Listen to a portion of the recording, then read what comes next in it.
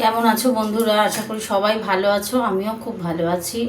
আজকে অফিস থেকে ফিরলাম কিছুক্ষণ আগে। দিয়ে এঁচোড়টা আগামীকাল রাতে কেটে গেছিলাম, গতকাল রাতে সরি। এই যে এঁচোড় একটু ভাপিয়ে নিয়েছি, এঁচোড় রান্না করব চিংড়ি মাছ দিয়ে। চলো দেখতে থাকো কেমন করে রান্না করি। চলো রান্নায় ফিরে যাই। গ্যাসটা জ্বালিয়ে দিলাম, কড়াটা গরম হোক, আগে এঁচোড়টা ভেজে নেব। কড়াটা গরম হোক, তেল দিয়ে দিলাম, এঁচোড়টা ভাজবো। তেলটা গরম হোক, এঁচোড়টা দিয়ে দিচ্ছি।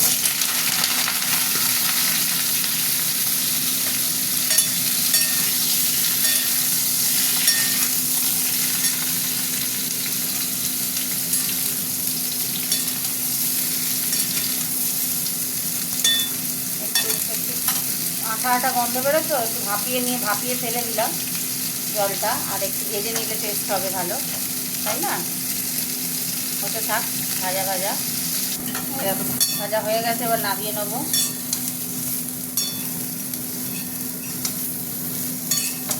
আর একটু ভাজি, এবার নামিয়ে নেবো। আচ্ছা, নামিয়ে নিয়েছি, এবার তেল দিয়ে দেবো। তেল দিয়ে দিলাম, তেলে একটু মিষ্টি দেবো।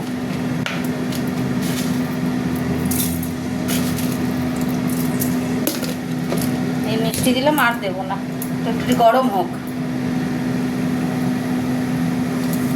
গরম হতে হতে শুকনো লঙ্কা, তেজপাতা আর এই যে দুটো শুকনো লঙ্কা দিয়ে দিলাম। গরম ওটা, এবার পেঁয়াজগুলো দিয়ে দিই।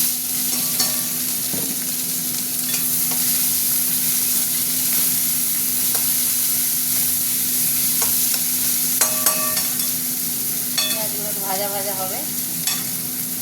এই রান্নাঘরে না শীত গরমকালে হেভি কষ্ট লাগে। এবার আমি চিংড়ি মাছগুলো দিচ্ছি।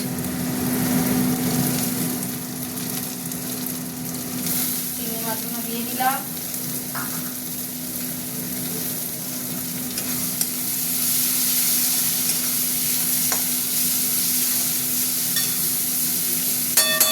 ভাজা ভাজা হোক চিংড়ি মাছগুলো, মশলা তৈরি করে নিই ততক্ষণ।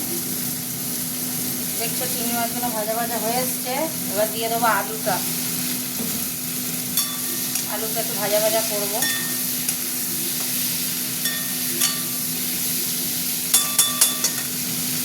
হতে থাক।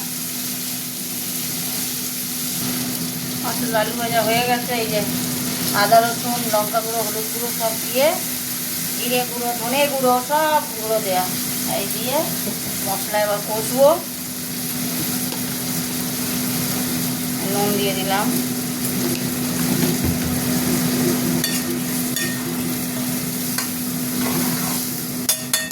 হতে থাক মশলাটা। একটু কাশ্মীরি লঙ্কা দিয়ে দিলাম, কালার আসবে ভালো, তাই না?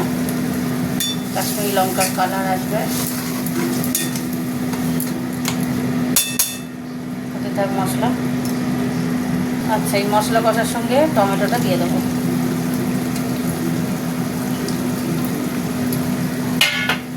টমেটোটা দিয়ে দিই, একসঙ্গে কষা হবে, টমেটোটা গলে যাবে। হতে থাক। আচ্ছা, আমি মশলার সঙ্গে এঁচোড়টাও দিয়ে দিচ্ছি, একসঙ্গে কষবো। নাহলে তো এঁচোড়ের মধ্যে মশলা ফসলা কিছু ঢুকবে না, তাই না? এঁচোড়ের সাথেই করবো। আর বড়ো কড়াটায় রান্না করলে ভালো হতো, কড়াটা ছোটো হয়ে গেল। ঠিক আছে, হতে থাক, এতেই হবে।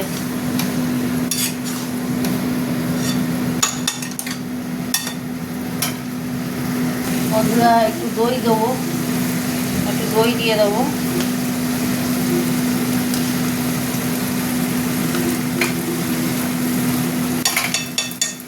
দই দিয়ে দিলাম।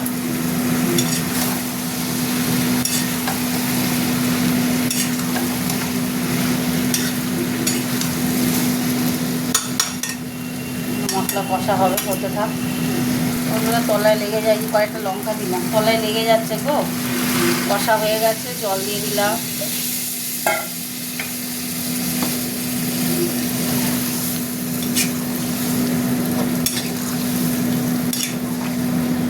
এটা ফুটুক আস্তে আস্তে। দেখো বন্ধুরা, এবার চাপাটা খুলেছি, হয়ে গেছে আমার এঁচোড় তৈরি, রান্না কমপ্লিট।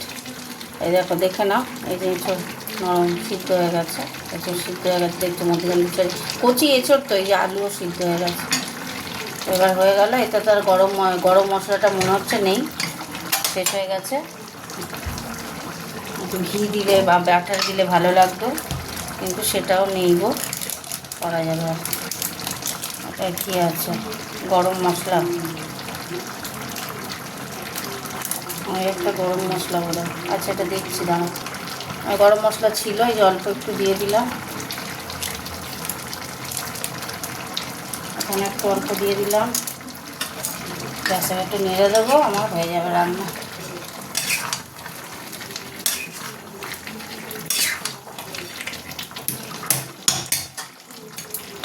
এক কাপ করে দিলাম, চাপা দিয়ে দিলাম। চলো তোমাদের সাথে একটু কথা বলে নিই। চিংড়ি মাছ দিয়ে এঁচোড় বানালাম, আমি যেভাবে বানাই সেভাবে বানালাম, তোমরা তো দেখলে, কমেন্ট করে জানিও কেমন হয়েছে। তো গুড নাইট জানাই সবাইকে, গুড নাইট।